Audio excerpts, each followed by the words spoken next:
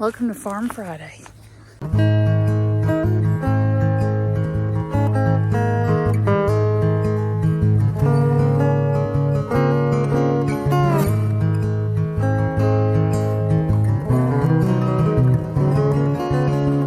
We are back out. Joel is over there. He's loading up the back of the truck with some old cinder blocks that we found. And today the goal is to map out the garden beds.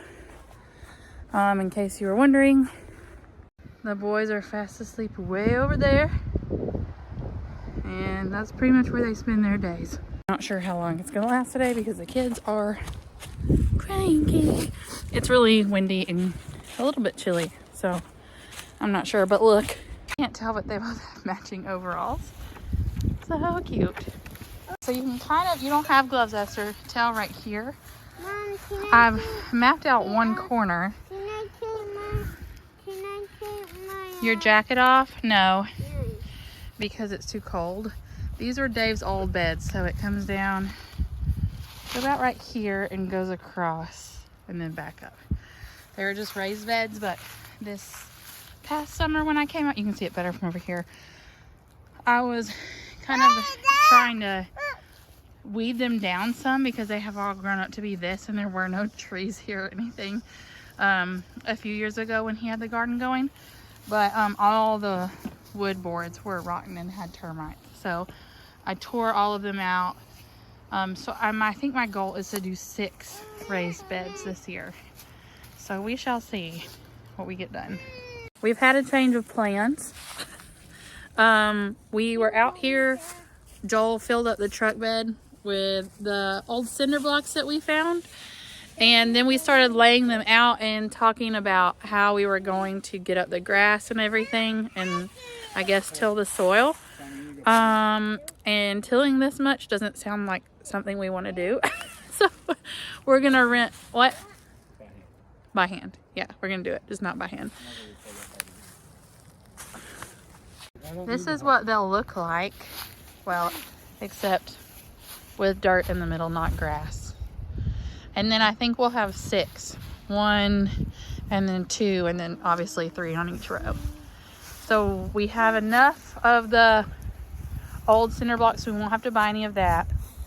And then we're thinking about getting a push mower to go down the middle because ours is broken. So that is the plan right now, is to go and rent the tiller, well, unload the truck, rent the tiller, come out tomorrow and till everything in the morning, and then start lining everything. And bring the chainsaw over, cut all these down. It's Saturday. We're here to do some garden work. Hold on, buddy. I will in a minute when Daddy's ready. Right now we are going to pick out the wood from the old beds, mow it down, and then till it.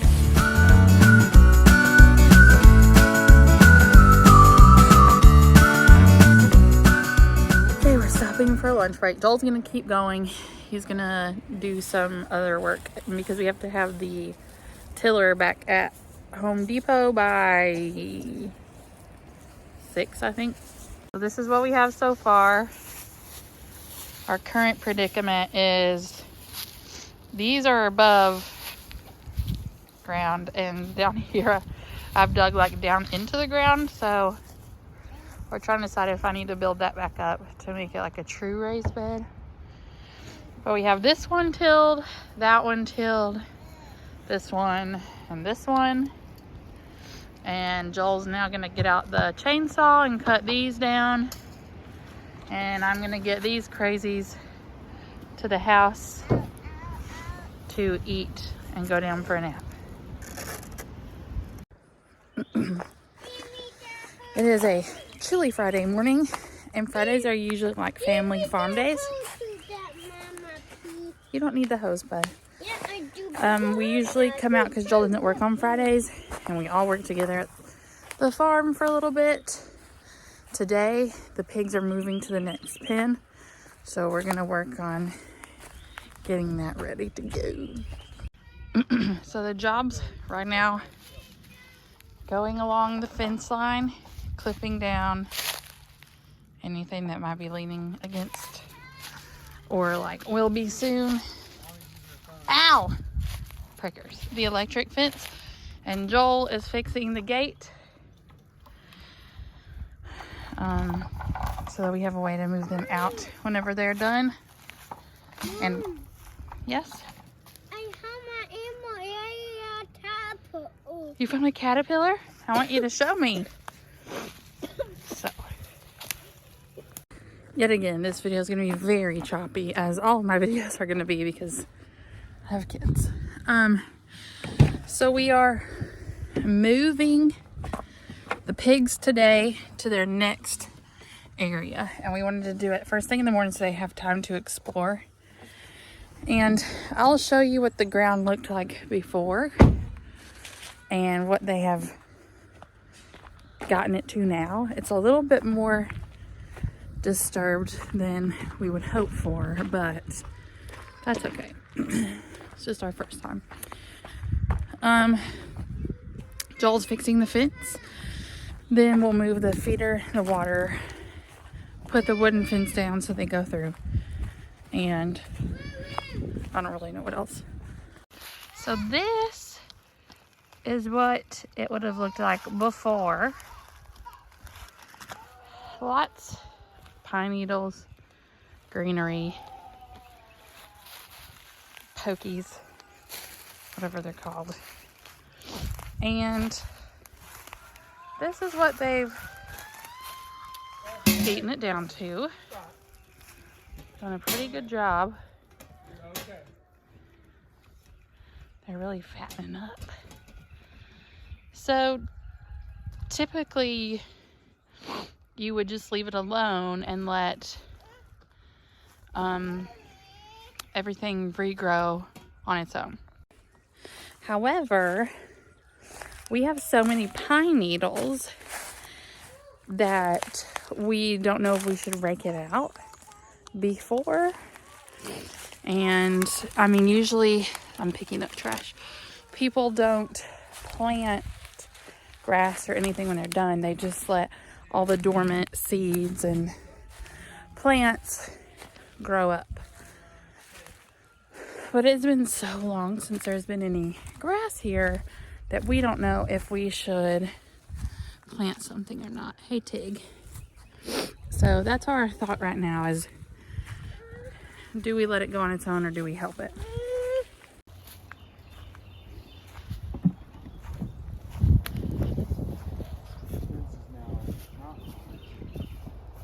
I need to figure out a better clip action for this. Yep. 7,000 volts.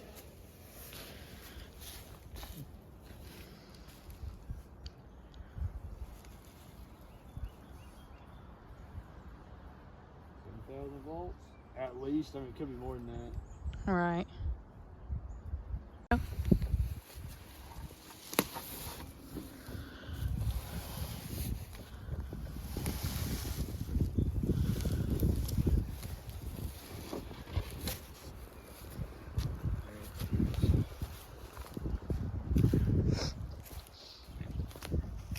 That fence inside is not hot. Okay, come on. Come on. Come on.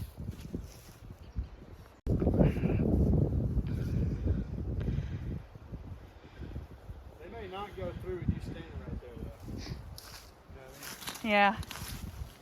All right, guys. Go. To the gate.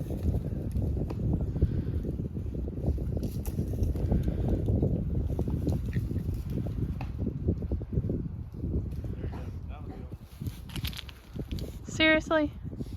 He was the first to get out of the crate, too.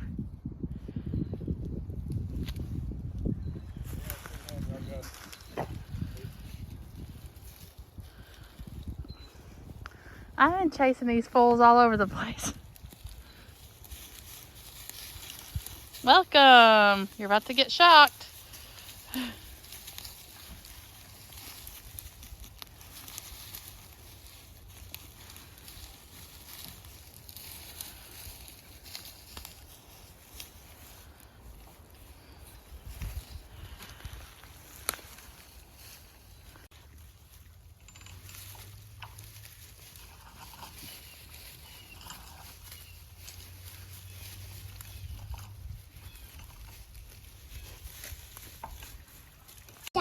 Okay, we are doing something really fun. You remember what it's called, bud? Cutting. Cutting, but what is it called? What's the term called for how we're cutting? Separating and table. Separating, off the table. We are chitting the potatoes. Can I do it? Hold on. Simon and I are cutting, and then we pass it down to Esther, and she dumps them in the buckets. Okay, we are doing something really fun. You remember what it's called, bud? Cutting. Cutting, but what is it called? What's the term called for how we're cutting? Separating and table. Separating, off the table. We are chitting the potatoes. Can I do it? Hold on. Simon and I are cutting, and then we pass it down to Esther, and she dumps them in the buckets. So far, we have our, hold on, red Moreland potatoes chitted, our Yukon Golds, and what is this one called? Harvest Blend. These are like the jewel potatoes. So these are all of our early to mid harvesters. And then we have Yukon Gold here. Hold on a second, please. And here we have, oh great, I lost the tag. Some other kind of potatoes, but these and these are going to be late harvesting potatoes.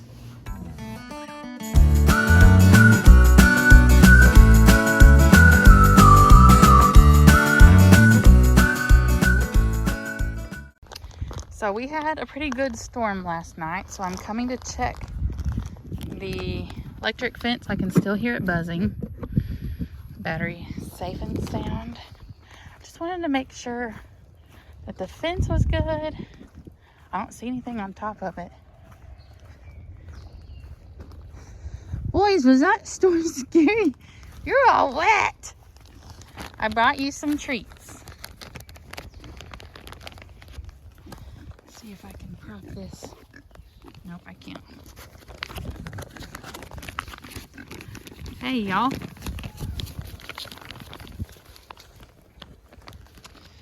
This is very difficult to open with one hand. Hey, it's just food. Look. Mmm.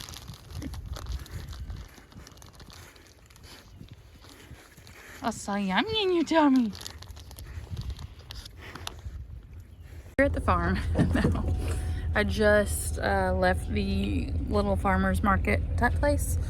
And I'm gonna take these bags of feed and take them to our feed container.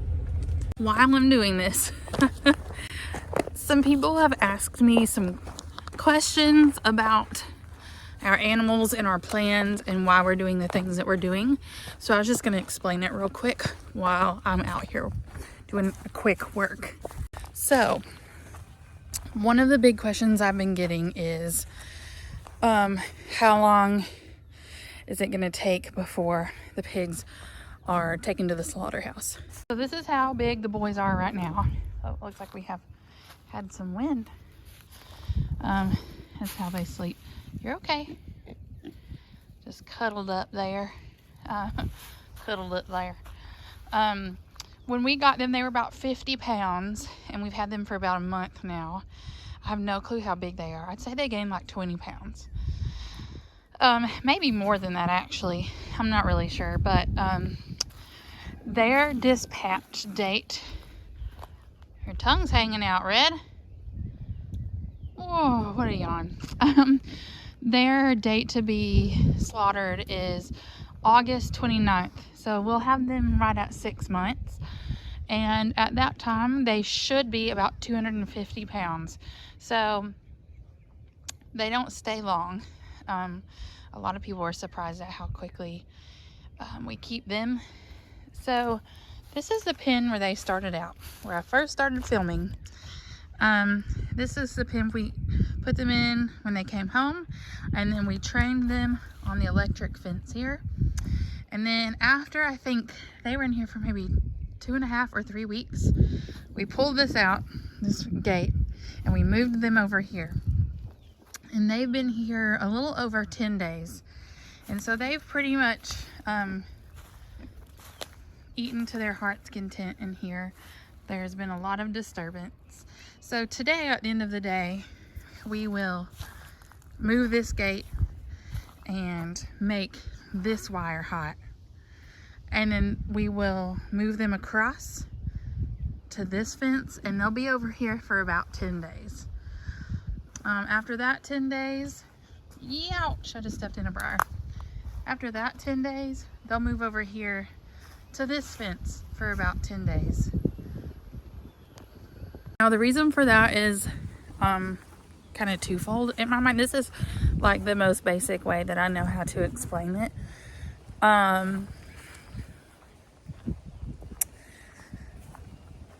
Sorry, I was getting distracted looking at stuff. I think I might just come back to unload because it's a little cold and the kids are ready to go home. But the reason for that is twofold. Number one, it's for the animals. When you are not rotating animals, right, you're having to clean up their waste, their poop. But even with cleaning it, they're still sitting in it for longer amounts of time than they would if they're being rotated. And that increases their risk of, worms, other parasites, disease, and things like that. So you're going to have to give them more medication to prevent or to treat. So when they're being rotated, that's not an issue. And one of our purposes in doing this is we want to be eating meat that is as natural as possible. Not that we're huge health freaks in our house, but that's just what we would like to do, have a more healthy form of food. The second purpose of that is for taking care of the land. So when the pigs are in there rooting around, they're disturbing the land. They're stirring up seeds that have been dormant in the ground. They're eating, different types of bugs that might be keeping those seeds from growing, but they're also pooping, which is fertilizing the land. So they are essentially just creating a better plot of soil for that space. Then when you move them, that gives the soil time to recover. The seeds can, grow over time. And the hope is that that plot of land will be healthier than it has been because of the natural work of the pigs. If you're curious about how that works, I recommend looking up Joel Salatin. And there's another guy Joel likes, and I can't remember his name. He's a sweet older man, and he's so cute. He's like a little grandpa. But I don't really remember his name. But those are some of the questions that I get a lot about why we move them and things like that. All of the animals that we plan to get are for survival purposes for us. We don't plan on getting any animals anytime soon that are for fun. They're all for food, whether it be for meat or for eggs. And a lot of people have a hard time with that, but that's what God has given us to survive on. So that's what we're going to do. But anyways, those are some questions that I've been getting lots. So I wanted to take a couple quick seconds to answer that. Oh yeah, and some more questions that I've been asked. Our water is, we got this 60-gallon barrel from just a store in town, and they were once used for, preserved cucumber. So it was a pickle barrel. So what we did was we pressure washed it. Joel drilled some holes and then just went to the store and got some nipples to put on it so that the pigs could get the water out of it. So we have the pig one over there, and this one I think we might use either for chicken water, because there's one over there, but it hasn't been used in several years, so it might be cracked or whatever. But also it is airtight, and no water gets in it, so we might use it to store feed also. Until we're planning on building a shed at some point. Until that shed comes, we keep all of our feed in this toy chest that we at one time used for like outdoor toys, but now we use it for our feed and then gloves and stuff that we don't want to get wet if it rains and we can't get here in time. For the electric fence, Joel built this, but he has the stuff to build a door on it, but it was about to rain, and so we had to quickly just throw this up. This was just a piece of wood that was left behind by the people that built our house, and so I think this is just scrap wood too. I don't know how he built that. He'll have to explain. Here we have some bricks at the bottom I need to be careful not to touch, and then on top is a Coke crate, and then this little cover just came from Walmart, and underneath is a battery, and it goes up to the charger up there. Then we got some wire. This is an old water hose that broke, so we snipped it so that when we're walking through we're not getting shocked. It's running up here. This isn't a permanent solution, it's just what we have currently, and it comes over here. So when we're ready to move them, we'll just turn it off at the battery, unwire it, and then just bring it over here. The nice part is this is right next to the battery, so we're not having to walk over it. And then here at the gate, to keep it still electrified, but we want the pigs to know that wood will not hurt them.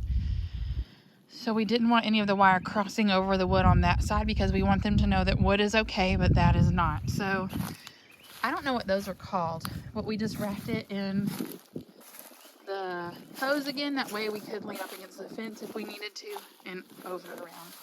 That way it stays charged all the way around the fence.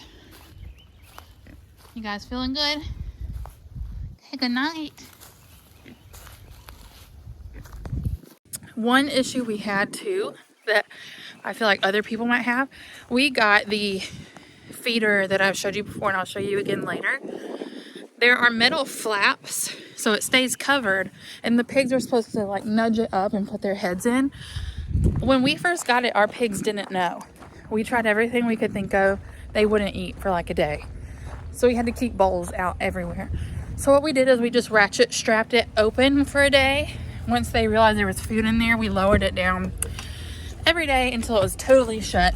And that's how we trained them on the feeder. Say hi. Hi. Hi. There's one more thing I wanted to mention in this video. People like all different kinds of video. Everybody has different tastes in the content that they watch on YouTube. I prefer to watch vlogs because I like to feel like I'm there with the person. Hold on just a second. Joel likes to watch informational videos. He watches things for information, to learn. And he likes when people get to what they say they're gonna get to. That's not the type of videos that I've been making, but I understand that some people are watching this for educational purposes. So what I'm gonna start doing is leaving timestamps at the bottom in the description box. So if you're watching just to learn how to do an electric fence, that's probably going to be mixed in with like different farm updates, and so I will leave the timestamp down below for exactly the topics, so that you're not having to listen to me talk if that's not your jam, or if you're not wanting to watch the kids play. I know not everybody's interested in our family's daily life, and that's okay. So if that's what you're looking for, then just browse through the timestamps below, and I'll do my best to try to organize it in that way for you. It's moving day for the pigs. They've moved from there, here, and it's been how many days? 10, 11? 11 days. So now they're moving across the path to this one.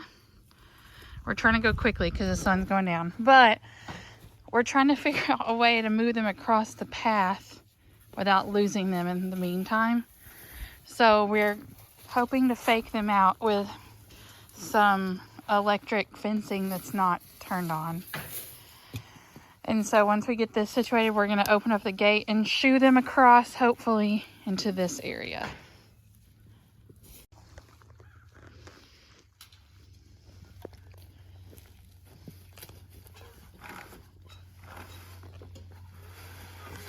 Now this gate is going on way over there because they're going to go from this to the other one. So there's going to be a gate there and a gate here. So Joel's going to go ahead and hook that one up so that once we get them in here, they can't escape on the other side. While we're working, they're happily eating, which is good because they can empty out the feeder. And this is the feeder I was talking about earlier. I know it'll be lighter to carry.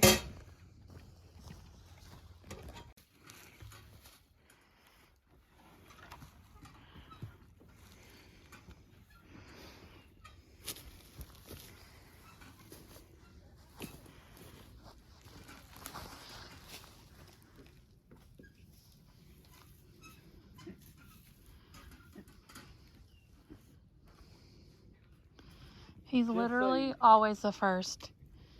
I was like, just so you know, that might work the way you did that a minute ago. But you might have to do it a little bit tighter whenever you're doing like the wrap. Oh, okay. So just to make sure that it's actually like on there, you know? Mm-hmm.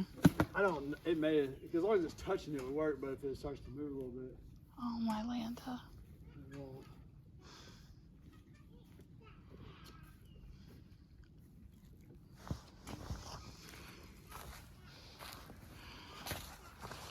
You don't think they're gonna like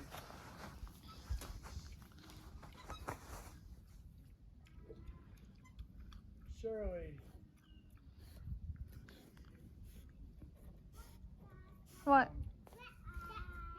they will not touch the fence right and then move over, right? I doubt it.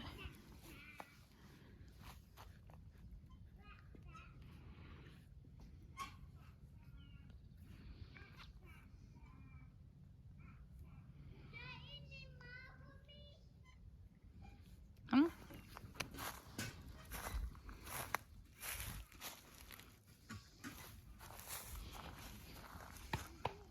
All right, boys. Go on. They don't care about you anymore. Hey. Go. Go. Go. Go. Go.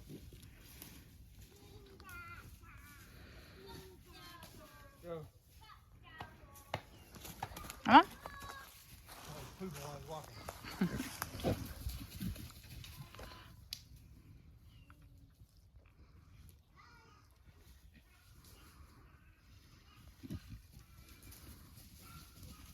Come on. There you go. Come on. Good pig. Go. Go. Come on. Go. Go. Come on. Over here. Go. They might be scared of you, huh? It's working. Go. It's a delicate time.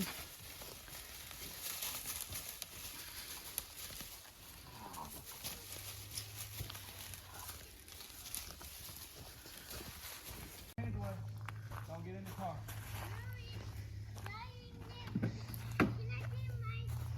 No, no. Simon, stop. Simon, Hey, stop. does it matter which one I clip first? It's already hooked on the red. Oh. Just make sure you don't touch that when you're flipping. Simon, you're not getting in the car.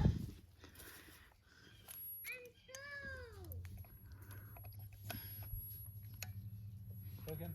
Yeah.